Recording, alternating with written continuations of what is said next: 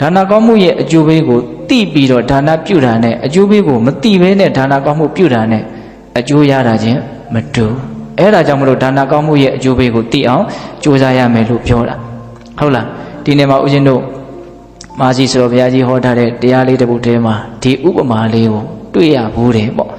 နော်ဘာပြောထားတော့ဆိုတော့ကြီးကဒါကျမ်းဂန်တွေကနေထုံးထုတ်ပြီးတော့ပြောထားတာပေါ့လေအပြောတော့ဆိုတော့ရှင်သာရိပုတ္တရာကမြတ်စွာဘုရားကိုအလှူဒါနတစ်ခုပြုလိုက်လို့ဖြစ်ပေါ်သွားတဲ့ကုသိုလ်ကောင်းမှုရှင်သာရိပုတ္တရာရဲ့တန်တန်မှာရှိတယ်ဆိုကြပါစို့နောက်မြတ်စွာဘုရားကရှင်သာရိပုတ္တရာကိုလှူလို့တန်းလို့မြတ်စွာဘုရားရဲ့တန်တန်မှာဒါနကောင်းမှုတစ်ခုဖြစ်ပေါ်သွားတယ်လို့ဆိုကြပါစို့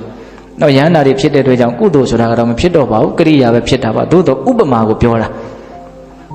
ရှင်သာရိပုတ္တရာကမြတ်စွာဘုရားကိုလှူလို့ရှင်သာရိပုတ္တရာရဲ့တန်တန်မှာဖြစ်တဲ့ဒါနကောင်းမှုရဲ့မြတ်စွာဘုရားကရှင်သာရိပုတ္တရာကိုလှူလို့မြတ်စွာဘုရားရဲ့တန်တန်မှာဖြစ်ပေါ်မဲ့ဒါနကောင်းမှုရဲ့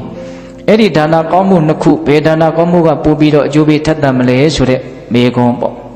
တာမန်အပြင်စဉ်းစားမယ်ဆိုရင်ရှင်သာရိပုတ္တရာကမြတ်စွာဘုရားကိုလှူတဲ့ဒါနကောင်းမှု